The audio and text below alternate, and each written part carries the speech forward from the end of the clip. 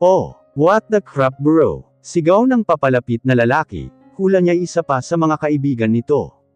Shut up Nico, iritableng sabi ni Froilan. Wow, just wow. Maligalig na sabi nito, habang sinisipat siya. Tinatakot mo si Sunshine. Natatawang sabi ni JC kaibigan ni Froilan, na may-ari ng bahay kung saan sila naroroon. May asawa na ito at 2 anak. Hi, I'm Nico. Naglahad ito ng kamay sa kanya. Sunshine. Pagpapakilala niya at inabot ang kamay nito, na mabilis na tinapik ni Froilan. Oh aw, seloso ka na ngayon bro. Nagkatawanan ang magkakaibigan. 4 itong magkakaibigan, si Nico, JC at Mike.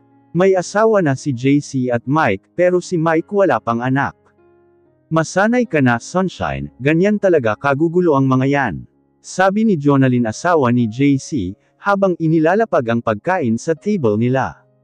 Tinawanan lang niya ito. I was just shocked. Ani Nico. I thought after Annika his. Natigil ito sa pagsasalita nang mapansin ang masamang tingin ni Froilan.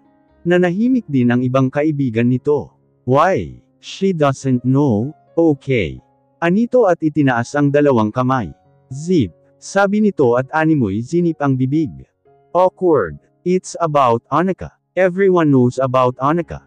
Tipid siyang ngumiti. It's okay. Ania. I know about her. Napamaang sa kanya si Froilan. Ehem. I should go, my Mitch are waiting. Ani Mike at tumayo. Ganon ba ka-awkward ang topic tungkol kay Annika, at lahat sila parang umiiwas kay Froilan. May problema ba? Nagtatakang tanong niya. Tumingin siya kay Froilan na tahimik lang, pero baka sa mukha ang galit. Wala, sabi ni Nico nang initian pa siya, pilit ng ngiti. So, ganun pala kalaki ang epekto ni Annika. Aalis na rin kami. Seryosong sabi ni Froilan na tumayo na sa kinauupuan. Thanks pare. Baling nito kay JC. Ah, sure no problem, naguguluhang sabi ni JC. It's to go home, naninikip na rin ang dibdib niya. Masyado pinapahalata ni Froilan na apektado siya. Gusto na niyang umiyak ng mga sandaling yun, bakit ang bilis naman ipamuka ng tadhana, na may mahal pa itong iba, at imposible ang pinaglalaban niya. Thanks Jonah. Column niya sa asawa ni JC. Are you okay? Halatang nag-aalalang tanong nito. Yes, I am. Don't worry. Nakangiting sabi niya. I'm okay. I'm okay. Inulit-ulit niya yon sa sarili niya, she's okay. Hindi siya iiyak, walang sila, walang dapat iyakan. Tahimik lang sila sa loob ng sasakyan, hindi niya alam kung dapat ba siyang magtanong, pero mas pinili niyang wag na lang. Baka mas masakit pa ang sagot pag nagtanong siya. At baka mali rin ang magtanong pa, dahil base sa mukha ni Froilan, hindi tama na magtanong pa. Seryosong itong nagmamaneho, habang bahagyang nakakunot ang noo.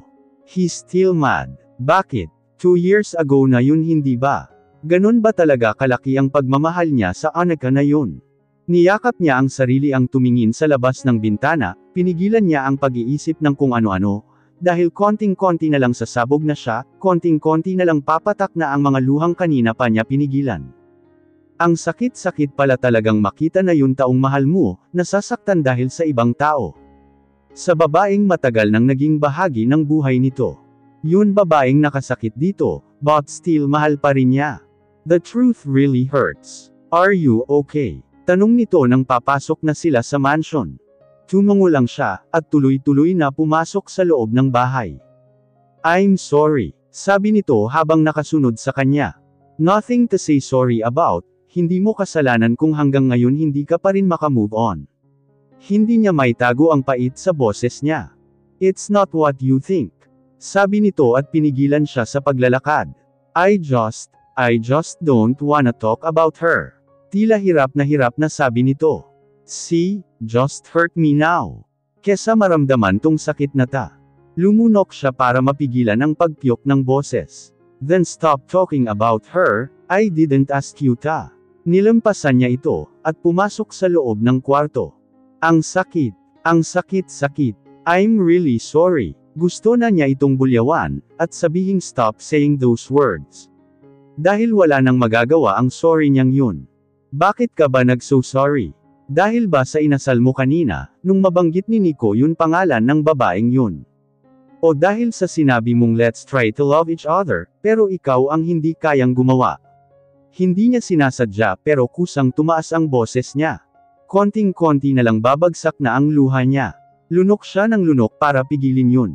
Nakita niya ang pagkagulat sa mukha nito dahil sa sinabi niya, hindi niya sigurado kung dahil ba sa sinabi niya, o dahil sa pagsigaw niya.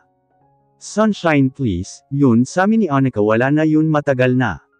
Wala na akong nararamdaman. Kitang-kita ko nga na wala ka nang nararamdaman, kitang-kita ko Fräulein Denmark. Napaka-sinungaling. Hindi mo kailangan magpaliwanag o kahit na magsalita, kitang-kita naman ang sagot eh. Ang pait ng boses niya, hindi na niya mababago, kasing pait ng nangyayari ngayon. You don't understand. Pwede bang wag na natin pag-usapan, past is past at wala na akong pakialam dun.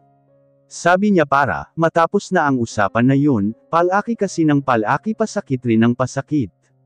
Mas maganda sanang magsabi na lang ng totoo, kesa pilit pang e-deny gayong kitang-kita din naman na nagsisinungaling lang. Okay, walang choice na sabi nito. Ano nang gagawin niya ngayon? Ipagpapatuloy ba nilang pag-aralan mahalin ang isa't isa? Wala naman na si Annika eh, isa lang siyang masakit na alaala. Kinagat niya ng mariin ang labi, ang malas naman. Nagpabuntis siya aksidente pa. Magkakagusto na lang sa taong may mahal pang iba. Tahimik siyang nahiga sa kama, walang imikan, pakiramdaman, wala siyang pakialam kung isipin itong galit o nagseselos siya, dahil totoo naman. Niyakap siya nito ng mahigpit. Diyan ka lang naman magaling ang yamakap, humulik at magpaasa. May araw ka rin sakin. Nakakaloka ang ganitong buhay. Unti-unting tumulo ang luhang kanina pa niya pinipigilan, hindi ganito ang pangarap niyang buhay, ang love life na gusto niya. Pinigil niya ang paghikbi, dahil baka maramdaman ni Fräulein na umiiyak siya. Hindi nito pwedeng makita na apektado siya, na nasasaktan siya, na umiiyak. Kailangan niyang maging matatag para sa anak niya, ilang buwan na lang manganganak na siya.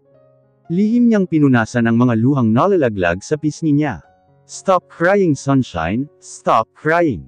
Hindi niya alam kung anong oras na siya nakatulog kagabi, basta ang alam niya yun ang pinakamasakit na sandali na nangyari sa kanya sa feeling ni Fräulein. Gusto niyang isipin na panaginip lang yun, kahit simpleng alaala lang yun ang nakaraan nito, masakit pa rin yun, masakit makitang may mahal pa itong iba. Ang unfair lang na siya hulog na, samantalang ito hindi pa tapos magmahal ng iba. Simula pa lang noon sinabi nito na pag-aralan nilang mahalin ang isa't isa, alam niyan mahal na niya ito, alam niyang sobrang dali para sa kanya na mas lalo pa itong mahalin. Naglaho ang masamang tingin niya dito. At sa halos isang linggo, araw-araw nitong pinaramdam na kamahal-mahal siya, at mahal siya nito, na special siya para dito. Good morning. Bati nito kinaumagahan. Good morning. Wala sa sariling bati rin niya. Breakfast in bed. Matamis ng ngiti nito, habang kinukuha ang pagkain sa ibabaw ng maliit na table. Hindi niya yun napansin Ano bang ginagawa niya? Tumingin siya sa wall clock 8 AM na, pero hindi pa ito bihis. Mal-late ka na. Baliwalang sabi niya, hindi tinitingnan ang pagkain na inilalapag nito sa harapan niya. Hindi ako papasok, babawi ako sayo ngayon. Nakangiting sabi nito, kumain ka na. Hindi mo kailangan gawin yan, sige na pumasok ka na. Pagtatiboy niya dito. Pwede bang kalimutan mo na yun nangyari kagabi? Kung ano man ang nangyari matagal na yun, ikaw yun nandito ngayon, mahalaga ka sakin, at ayokong nakikitang nagkakaganyan ka. Seryosong sabi nito, at hinawi ang buhok na bahagyang dumatabing sa mukha niya. Napatitig siya sa sinabi nito. Please, let's start all over again, without hesitation. Punong-puno ng sincerity ang boses nito. Hinawakan nito ang baba niya, at itinaas para magtama ang mga mata nila, at kinintalan siya ng halik sa labi.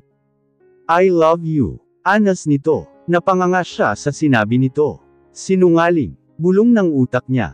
Hindi mo kailangan sabihin kung hindi naman totoo, at hindi mo nararamdaman, hindi ako nanghihingi ng kahit na ano sa'yo Fräulein. Seryosong sabi niya. Kitang-kita nga kagabi kung paano ito naapektuhan, nang marinig ang pangalan ni Annika, tapos ngayon sasabihin nitong mahal siya nito.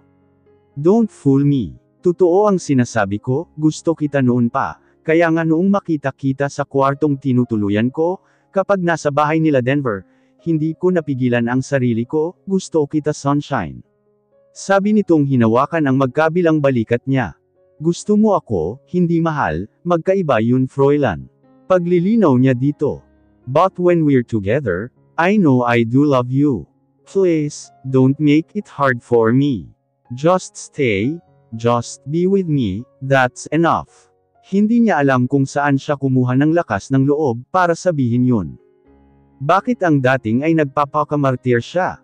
I'll stay, I will never leave you Sunshine. Sensiridad na sabi nito, bago siya hinagkan sa noo at niyakap. Just stay, just be with me that's enough. Martir. Let's start all over again, without hesitation. Para sa anak nila, para sa nararamdaman niya dito, susugal muna siya, kahit hindi sigurado kung saan siya dadalhin ng pagmamahal na yon. Pikit matang magmamahal. Love is blind, hindi naman totoo yun, hindi ka bulag nagbubulag-bulagan ka lang, nagbibingi-binggihan dahil mahal mo ang isang tao, dahil umaasa ka na pwedeng ikaw, na baka ikaw. Without hesitation daw, pero araw-araw nag-aalala, na baka isang araw hindi na niya kayang mag-isa, hindi na niya kayang lumayo, paano kung bumalik si Anika, o paano kung ma-realize ni Froilan, na hindi pala talaga siya, hindi pala talaga nito kayang maging siya. Kailangan niyang maging handa, basta ang mahalaga ngayon masaya siya, nasa kanya ito, nasa piling niya, siya ang kasama, siya ang katabi sa bawat gabi, sa pagdilat sa umaga, sa breakfast at dinner, at tatay ng anak niya. Mahigit 2 buwan na lang mangganganak na siya, ramdam na niya ang paggalaw ni baby, ang sarap sa pakiramdam, nakakawala ng stress, nakakawala ng pagod at pag-aalala.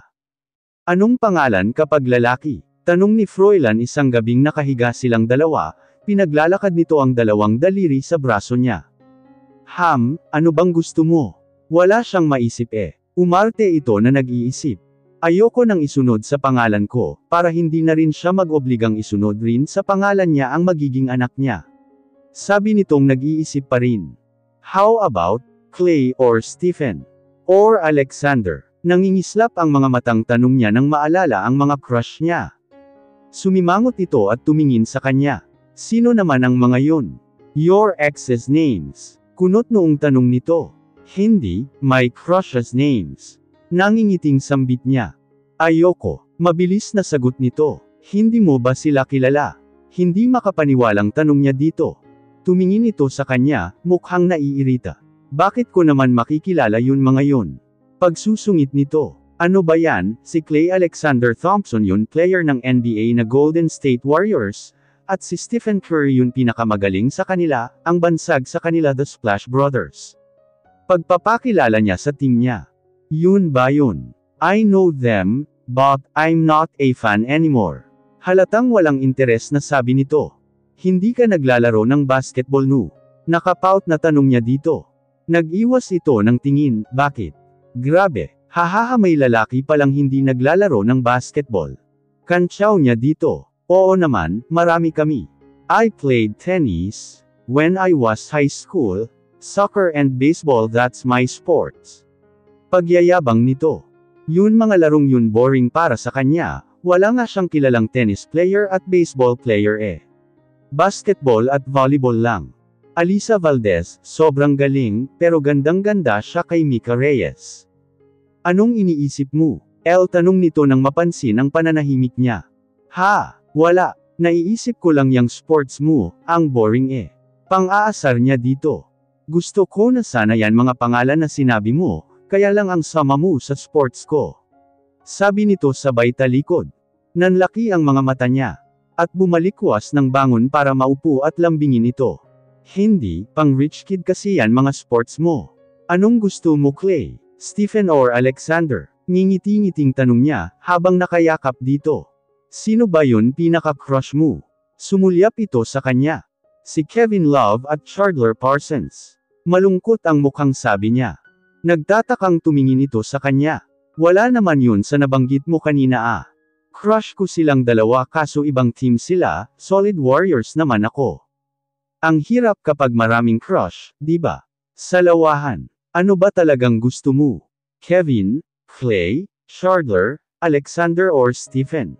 Naguguluhan ang tanong nito. Clay or Chandler? Sabi niya ng patanong. Okay, paano kapag babae? Umayos ito ng higa. Bukas nila malalaman kung babae o lalaki ang magiging anak nila. Ikaw naman, sinong mga girl crush mo? Tanong niya dito, para hindi lang siya ang mapagbigyan. Huwag lang niyang sasabihin na Annika, masusuntok ko na talaga siya. Kylie, Kendall, patanong nitong sagot. Inirapan niya ito. Kardashian talaga, sabagay. Ang gaganda nila, pero mas gusto ko si Selena Gomez at Vanessa Hudgens. Si Zac Efron papala crush ko rin yun. Politalk niya. Akala ko ba akong masusunod kapag babae? Mock-tall nito. Ikaw nga, sinabi ko lang naman na sila ang gusto ko, hindi naman yun pangalan nila. Irap niya dito. Tumawa ito at niyakap siya. Tulog na tayo, maaga pa tayo bukas kay doktora. Sabi nito. Magsisimba tayo bukas bago kay doktora. Pagpapaalala niya dito. Okay, good night. Hinalikan siya nito sa noo. Palaging ganun na ang sistema, simula noon gabi sa bahay nila JC. Malambing si Froilan, minsan nagugulat na lang siya sa ugali nito. Akala mo ang seryoso pero may kalokohan din pala. Minsan para silang bata naghaharutan, at tuwing linggo nasa bahay lang ito, magsisimba sila at grocery, masaya siya sa ganung setup nila. At kung muli siya nitong tatanungin, kung gusto niya itong pakasalan, she will say yes. Congratulations Mrs. and Mr. Denmark, it's a boy. Masayang balita ni Doktora.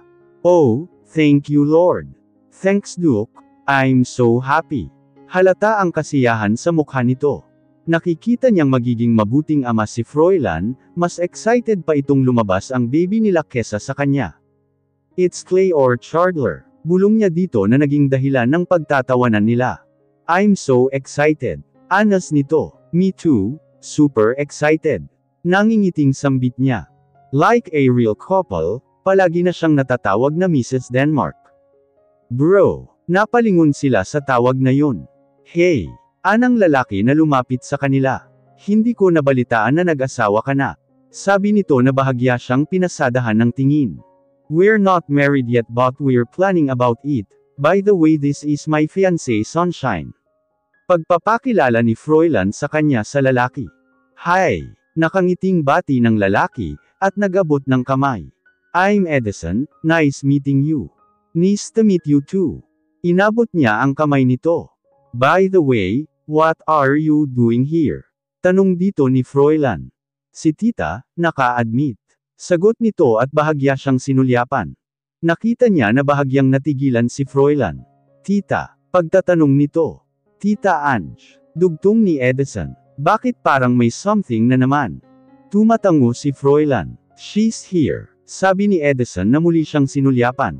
Feeling niya dapat wala siya sa harapan ng dalawa ngayon. I see. Hinawakan ni Froilan ang kamay niya. Hindi ko na siya mabibisita, sana maging okay na siya.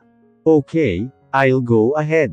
Column ni Edison. Sino na naman ba yun Tita Ange na yun? Pero katulad ng dati, mas pinili niyang wag magtanong. By the way, love next week uuwi na ng Pilipinas sila mom. I'd like you to meet them. Sabi nito habang inaayos ang seatbelt niya. Ha! Kinabahan naman siya bigla. Wala sa isip niya ang ma-meet ang pamilya nito at this moment. Nasa Amerika kasi ang parents nila Froilan, hindi na namamahala ng kumpanya ang daddy nito. Sila na lang tatlong magkakapatid, kaya naman halos 6 months daw itong nagstay sa kapatid ng mommy niya sa California. Alam ba nila? Nag-aalalang tanong niya. Ang tinutukoy niya ay ang pagbubuntis niya. Oo naman, noon umpisa pa lang, at excited na sila. Nakangiting sagot nito, at bahagya pa siyang nilingon. Anong sinabi mo? Kinakabahan talaga siya, baka hindi siya pumasa sa parents nito. Well, sabi ko girlfriend kita. Nangingiting sabi nito. Don't worry magugustuhan kanila. Pagpapalakas nito ng loob niya. Kinakabahan ako. Pag-amin niya, hinawakan nito ang kamay niya at pinisil. Trust me, magugustuhan kanila lalo na si mom. Napabuntong hininga siya, ngayon niya nakikita ang agwat ng kabuhayan nila. Pag may pamilya nang may involved nakakakaba talaga. Gusto mo ba dalhan kita ng lunch? Tanong niya kay Froilan ng minsay tinawagan niya ito. Are you sure? Tanong nito. Oo nga, gusto mo ba? Sige. Kahit hindi niya nakikita, alam niyang nakangiti ito. Nagpatulong siya kay Manang Fe magluto ng beefsteak, at vegetable salad na dadalhin niya kay Froilan. Pagdating niya sa building, ay lumapit siya sa reception. Ang receptionist dating nandun na tinarayan siya at hindi pinapasok. Kay Mr. Denmark, nakatitig sa babaeng utos niya. Tumaas ang gilid ng labi nito, at tiningnan na naman siya mula ulo hanggang paa, nagulat pa dahil buntis siya. May appointment ka ba? Nakataas ang kilay na tanong nito. I don't need an appointment, I'll bring him his lunch. Nakipagtitigan siya dito. Oh, katulong ka niya. Nang iinsultong sabi nito. No, I'm his fiancé. Irap niya dito. Mukhang walang balak maniwala tong babaeng taa. Love. Narinig niyang tawag mula sa likuran niya. Nilingon niya si Froilan, at muling tiningnan ang receptionist, at nag-iwan ng nakamamatay na tingin. Hi love, I'll bring your lunch. Lumapit siya dito. Pinagtitinginan sila ng ilang taong nandun. Now, you know he's mine. Let's go to my office. Aya nito sa kanya, at iginiya siya patungong elevator. Sinusupladahan ka ba ng receptionist? Natatawang tanong nito. Ayaw akong papasukin. Nakasimangot na sumbong niya. Simula ngayon palagi ka na nilang papapasukin. Sabi nito bago buksan ang pinto ng office nito. Wow! Ang ganda naman. Namamanghang sabi niya. Big time pala talaga ta. Maganda. Ito nga ang pinakapangit mas maganda yun sa kanila. Sabi nito bago sumalampak ng upo sa swivel chair. Kung ito ang pinakapangit ang bongga pala ng ibang office dito ng papa, at mga kapatid ni Froilan. Talaga, ang ganda na kaya nito. Aniya sabay upo sa kaharapan nitong upuan. I don't need a big spot here in the company. Hiba't balikat nito. Anong lunch ko? Nakangiting tanong nito, habang nakatingin sa dala niyang paper bag. Natatawang kinuha niya yun at binuksan. Beef steak and vegetable salad, with rice. Natatawang sabi niya, sabay lapag sa harapan nito. Wow, ikaw ang nagluto. Tanong nitong inamoy-amoy ang pagkain niyang dala. Nagpatulong ako kay Manang. Sagot niya, kumain ka na. Sige, salo tayo ha. Halika dito. Aya nito sa kanya. Lumapit naman siya dito, at tumabi sa upuan na hinela nito palapit sa kanya.